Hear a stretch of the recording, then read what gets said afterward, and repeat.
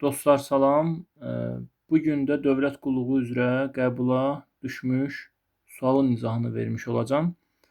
Diqqətlə baxsaq, A ilə B-nin cəmini bizdə 26 verib. Yazıram. A üstəgələk B bərabərdir 26.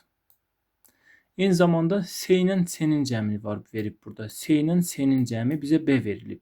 S ilə C-nin cəmi 2S verir mənə. 2S də bərabərdir B-yə. Eyni zamanda aşağıda da ABC-nin cəmini 32 verib. A üstəgələk B üstəgələk C bərabərdir 32.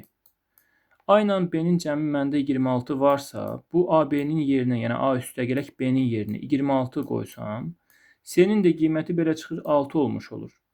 C-nin qiyməti əgər 6-dırsa, burada qoyacam yerinə 2 vur 6 12. O zaman B-nin də qiyməti 12 olmuş olur. Əgər B-nin qiyməti 12-dirsə, o zaman A-nın qiyməti 14 olmuş olur. Bizdən də A-nın qiymətini soruşurdu. Cavab oldu B variantı. Bu sualın da cavabını təbii ki, rəy bölməsində qeyd edə bilərsiniz.